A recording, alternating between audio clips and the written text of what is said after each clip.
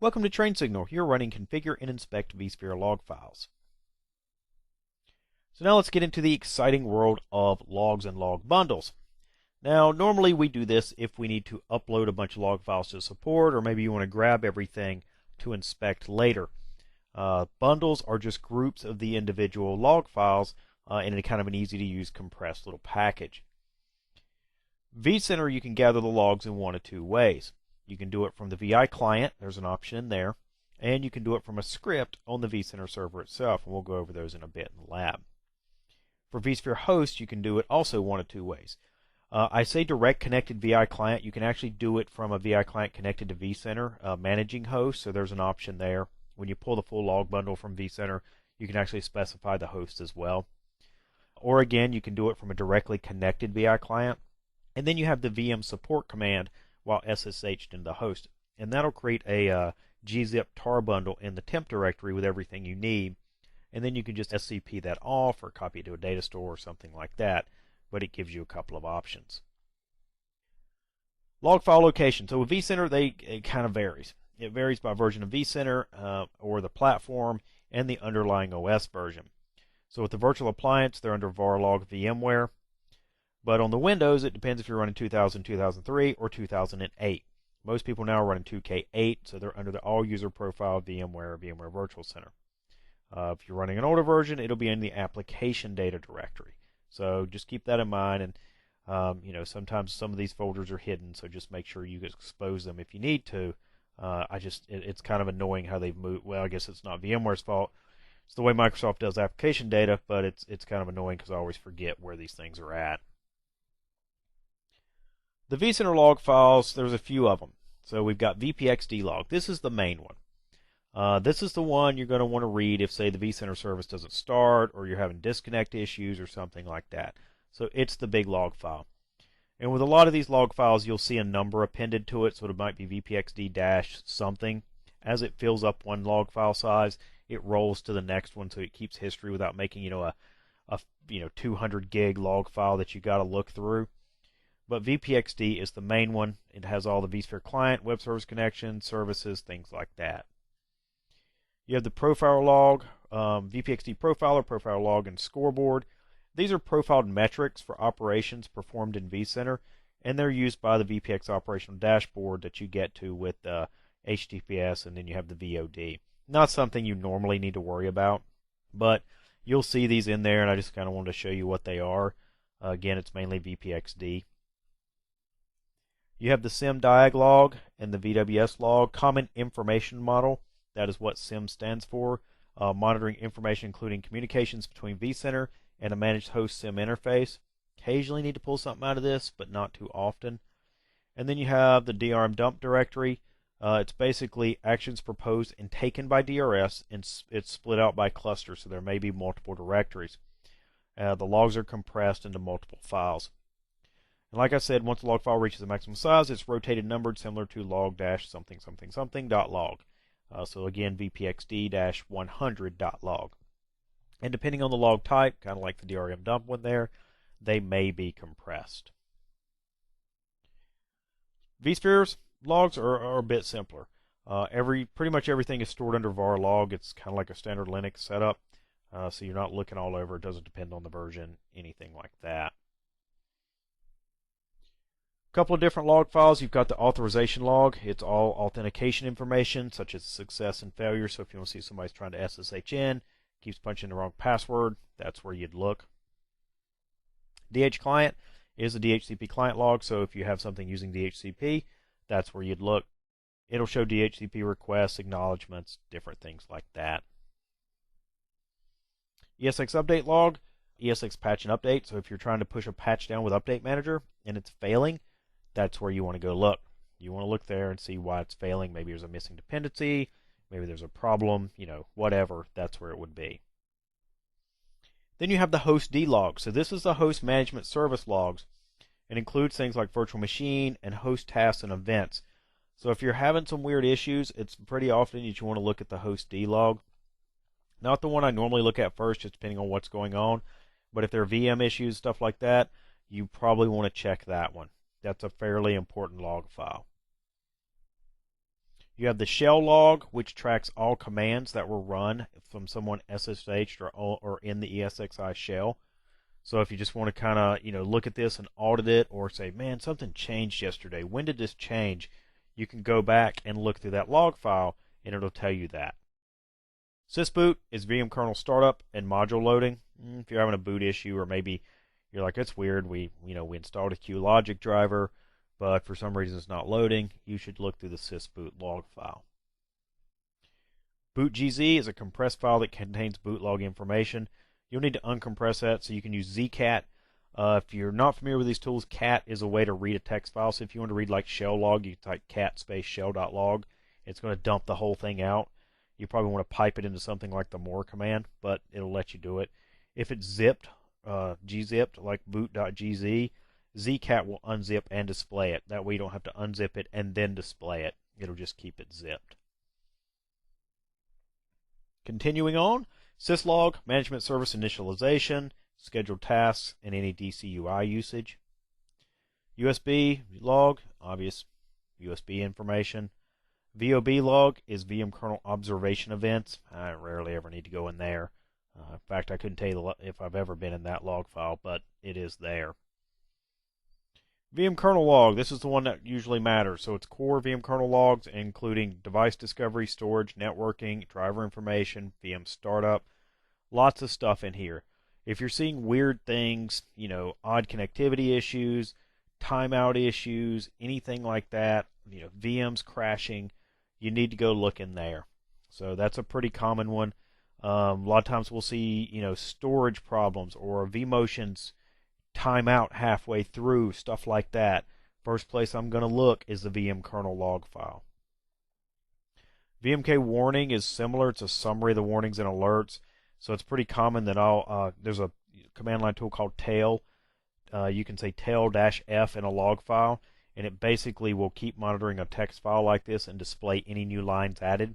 So if you're having an issue like a vMotion, I'll tell VMK warning and tell VM kernel and do a vMotion and see what pops up since we started. So both of those that's your two big log files to look at if you're trying to troubleshoot a problem. And then VMK summary, anything like ESX host startup, shutdown, hourly heartbeat, number of VMs running, service resource consumption. Again, it's summary information. Interesting, VMware may ask for it, but not something I look at too often. Lab time. So we're going to go look at these real quick.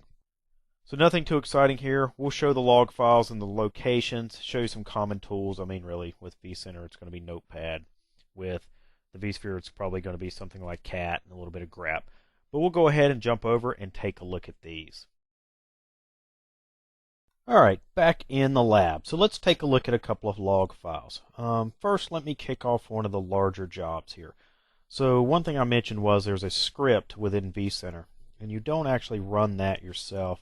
It's right here. I'll show you where it's at.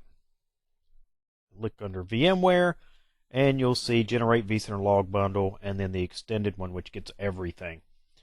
So let's open this.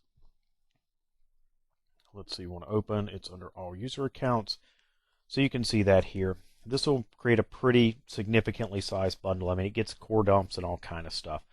But you can right-click, and on 2008, they tell you to run it as administrator, so it'll launch. And you can watch it and see what it's doing, but it's basically going to create this log bundle and drop it on our desktop. I'm going to let that run for a few minutes while we go on some other stuff. If you want to get the vCenter bundle right out of vCenter, obviously, you can go click your cluster, data center, whatever, go to File, Export, and Export System Logs.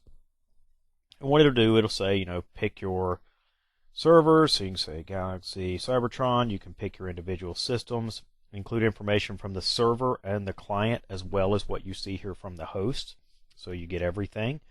You'll say next, and it says, hey, do you want to get all this stuff? And you can pull out all the logs that you want to. You can gather performance data if you would like. Most of the time we don't do that, at least not through this tool. Say next. And this is where do you want to put it. We can just drop it on the desktop, it's fine. Say next again, and it tells you everything that it's going to do. Say finish, and it'll kick off a job itself. So that'll run for a few minutes as well. So now we have two log bundles going crazy. While those things are doing its thing, let's take a look again and see what else we can find. So if you want to go look for logs manually, you can do that. Go to C drive, go to users, all users, VMware, Virtual Center, and logs. And here we have all our log files that we were talking about. Here's the DRM with my cluster information, that one in there. Remember, those are all gzipped. Back that up. And we've got all these others, so there's a bunch of stuff in here. There's the SIMs, there's host manager. There we have VPXD, which was the one I said was really the main one to be concerned about. There's your profilers. So let's take a look at VPXD. The last one here is 124. Notice it rotates these and it'll gzip some of them, so you have those compressed. Same way with profiler. And if you double click it, I've got it set to launch Notepad. That's, use whatever you feel like you want for your text editor. Notepad does the job. So give this a second. It's a fairly large log file, not to mention I have 2 other jobs running in the background. Normally what I do is come up to Format, turn Word Wrap on, let it redraw again. There we go. And really there's nothing for me to look at here. I mean, it basically has all the information, what the processes are doing. Like I said, I usually use this if we're having a problem such as the vCenter server service won't start. That gets logged here, and you can pick up information, authentication problems, timeouts, service issues, things like that. What you'll find is the Windows event viewer is like, hey, vCenter service failed on start. And that's all it tells you. And you have to come in here and get all the details. So we'll close that.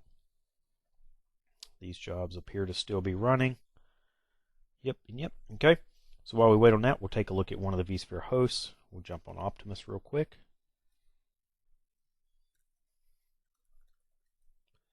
And as I mentioned, everything is under var log. So you can do an ls and see that. If you want to take a look at, say, VM kernel, the VM kernel log, you can do, one option I like to do is if you don't want to see the last, say, 100 lines, you can use tail-100, VM kernel, and that'll show the last 100 lines. If you're doing something and you want to see what happens while you're doing it, you can do a tail-f, which is like a follow, and then you can do, say, VM kernel log again. It'll show the last few lines, and I usually hit enter and space this out, and then anything that gets added to the file will automatically appear.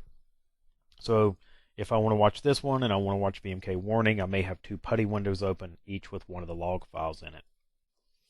Normally I'm on a Mac, so I just use tabbed Mac terminal, but whatever you want to do.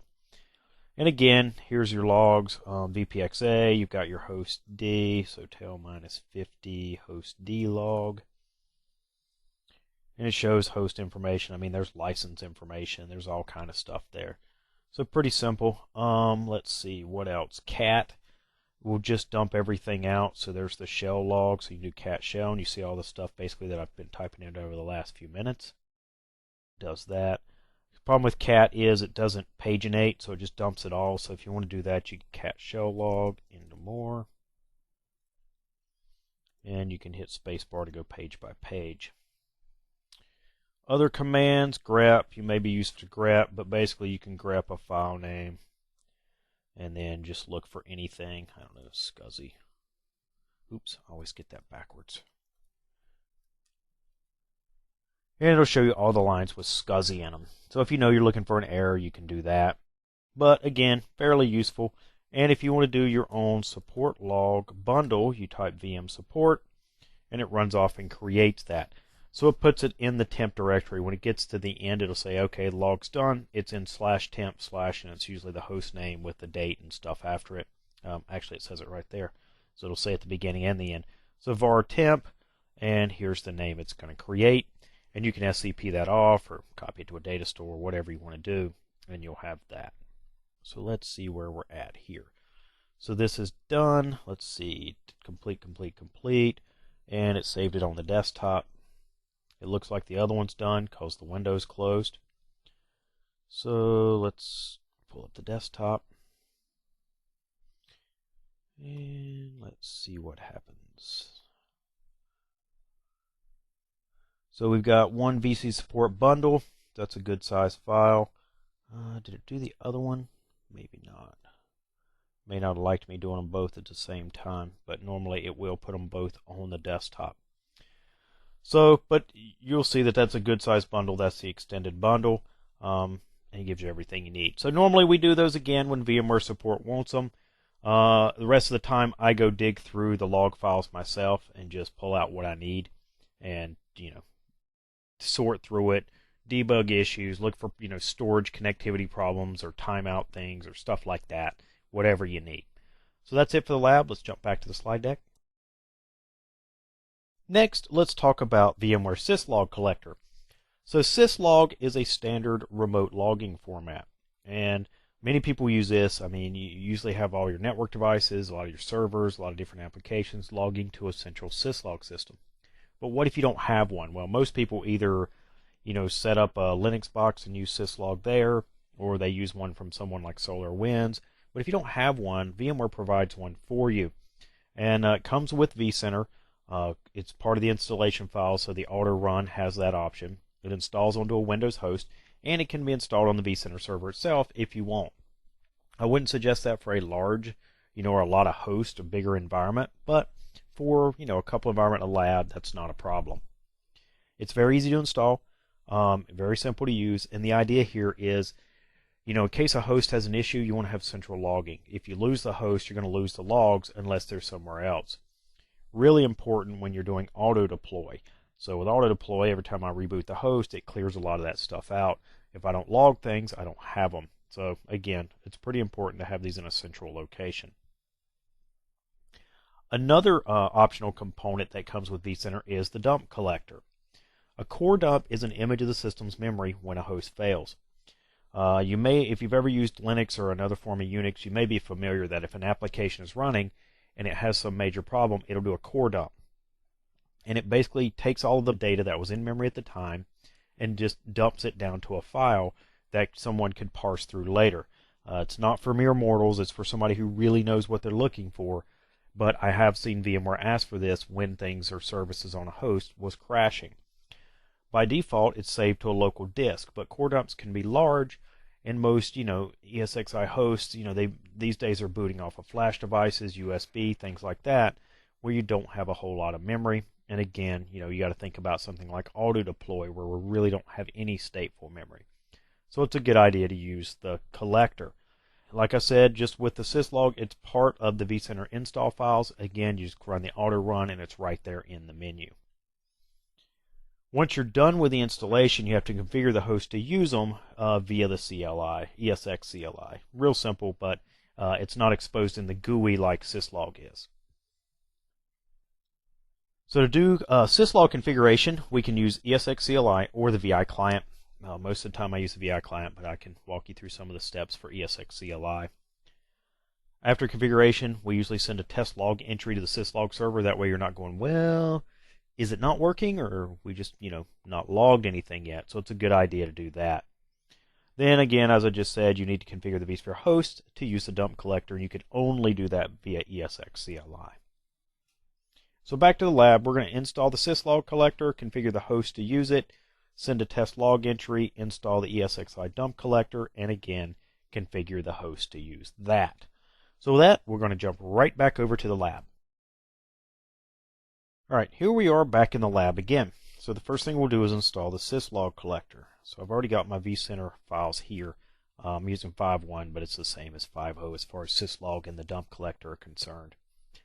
So under support tools, we'll click syslog collector and install. Say OK. Go ahead and let this start. Nothing too exciting here. Go. We'll do next. Patents. Make sure you fully read your license agreement, and then we'll accept. And then it asks us a couple questions. First, it's going to install here under program files, which is fine. But the repository is where you actually want to keep the logs. So I don't like that. I'm going to change that. I prefer to have a directory just for syslog that I've created, and we'll say OK. Then it's going to ask you, first of all, how big do you want the log files to be? And when they reach this size, they're going to rotate them, and how many in the rotation do you want to have? So I like to have like 5 meg log files. And I'll keep the last 10, which is a total of 50 meg, which I think is fine. And I'll hit next. Then you have the option of either doing a standalone installation. It just installs it as a standalone Cisco log collector, or the vCenter server installation. And the difference is you get a plugin within vCenter to kind of look at the config. So I'll go ahead and show you that. You'll need to give it the vCenter IP and a login because it's got to install that plugin. Say yes to the certificate warning. Then it says which ports do you want to use. Unless you have a very good reason, leave it default. Syslog is fairly standardized on what ports that it uses. It does operate both over TCP and UDP depending on the implementation. So I just leave that unless you have a reason. Click next. And how do you want to identify itself on the network? I'll just use the name. My DNS works fine. We click install and off it goes. Nothing too exciting here. It'll start the services and get everything ready. So let's go take a look. Let's see. Home again. I may need to enable a plugin. PC Ops. Ignore the broken plugins from a lab environment. Syslog. Let's enable that guy. And say close. Now we can see our network syslog information. It'll give you your stuff. It'll tell you where the files are stored.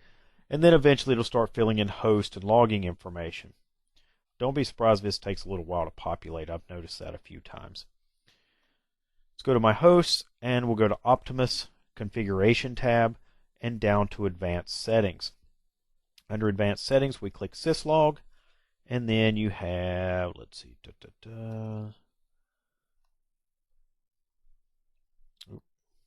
global. I was like, man, there's too many options there. Go to global and your log hosts, and I'll put in the IP of the vCenter. So hit OK. Now you can also tell it to go ahead and manually send a message. So we'll do that. So we'll go ahead and root and do this. So it's the ESX CLI. It's under the system branch. You can see, let's see where you at.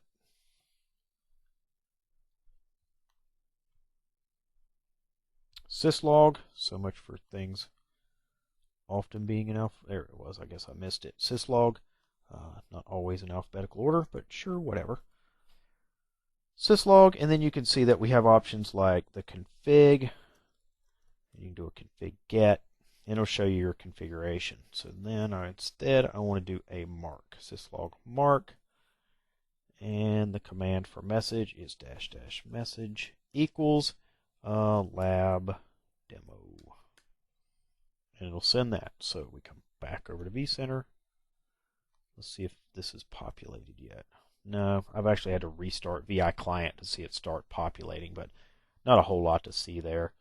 If we go to, let's do this, computer, C drive, syslog, and the IP of the host. And there's the log file. So we'll go ahead and open that up. And obviously it's logging something, but let's make sure it's logging what we think it is. Go to edit, find, and I think I did lab demo. And sure enough, there is our system mark command. So we see it's working, but you can go ahead and manually throw a command in there or a message to make sure it's actually doing what you think it is.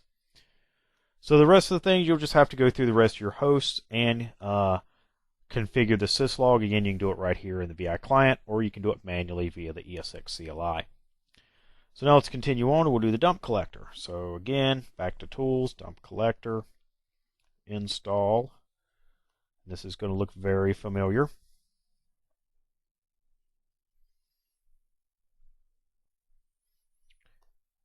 Next again, accept the license agreement. And again, it's going to ask us, hey, do you want to install here? Yeah, that's fine. And where do you want to keep the dump files? I don't have a great way to show you this to do a demo like I do the mark command, so I'm just going to leave it to default, but you can put this in another directory. And you also set the size. By default, it's 2 gigs. Just remember that dump files can get kind of large, so you definitely want to put a cap on that before you fill up your disk space, but I'll just leave it. And again, you can do standalone or vCenter integrated. I'll do vCenter integrated. Told you this was going to look familiar. Accept the certificate. The port, dump collector isn't a standard, but I'll just leave it as the 6500. If you do change it, make a note of what it is. You'll need it in a minute. And click install. And you're finished. So next, you need to go configure your hosts. I'll show you the plugin real quick. We have to enable that again.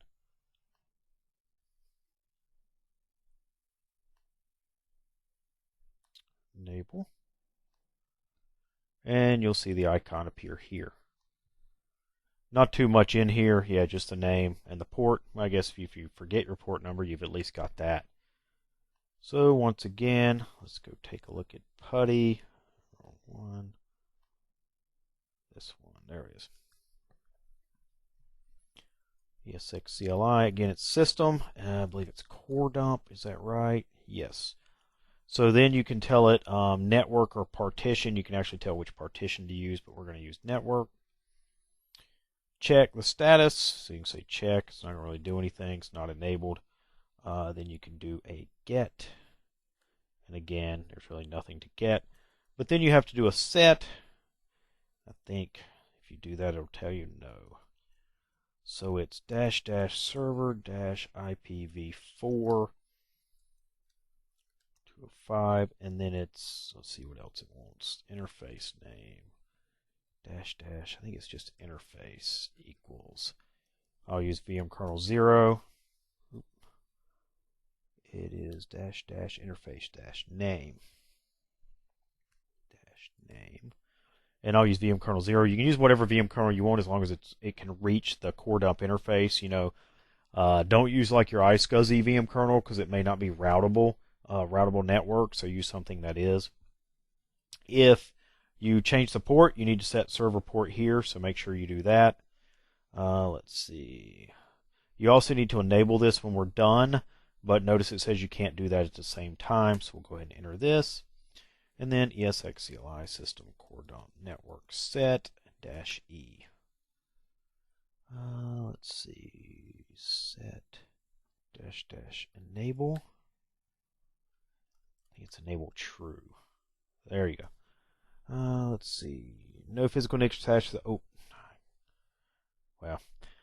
It's telling me that because I've got a VM kernel NIC on a VM service vSwitch, so not a big issue. But if you get that on yours, make sure that you're actually using something that is reachable. But now that we've done this, core dump network get, and let's see, enabled is it's false because of the error. Goodness gracious. VM kernel 1. There. So I guess it won't even let you set an invalid configuration. There we go finally. So basically what I had to set was -- server and the IP address -- server IP version 4 -- interface -name equals vmk1. Make sure that is a usable VM kernel or you'll get the message I got up here or one similar to it. And then the thing that a lot of people forget is set -- enable space true. One thing to remember, if you get this in the VCAP, it's -- enable, but it doesn't say you have to set true, so I would think that you just set enable and it enables it, but you have to set it true or false. And then to confirm it, you can do the get command, and it'll do that. I think that's it. Check. See if it can talk. Yep. So then it'll actually reach out to the dump service and make sure it's running. So if you get this on the VCAP, make sure you do this last one. I'd hate to see you get through here and forget to do something simple, or they throw you a curve like they set it to 6800 as the port and you forget to do that. So make sure you do a check. So that's it. And just for my own curiosity, did the syslog? No. Let's see this because I want to show you that it works because things like that annoy me. Okay. Desktop. Log in. Syslog. And there you go. So now it shows the host, it shows the logging to, which is the IP address, and it shows you the size of the log file. Man, that thing is chatty already. Look at that. It's already up to a meg. But that's it for this lab. jump back to the slide deck. Okay, so that's it for this lesson. We talked about the syslog collector, the dump collector, showed you how to configure those. We also looked at the different log files for vCenter, for vSphere, and how we create those log bundles in case you need them for support. So that's pretty much, kind of basic troubleshooting and information gathering, but good stuff for the exam. My suggestion is basically know where the logs are, know how to get the bundles, obviously, and at least have some idea of how to install these tools and use them, especially how to test them and make sure that you've configured them correctly, like using the mark command and using the dump collector check command. That's why I like to emphasize those, especially on a lab exam where you get some tasks and you want to make sure you've done everything successfully. So again, that's it for this lesson. I look forward to seeing you on the next one.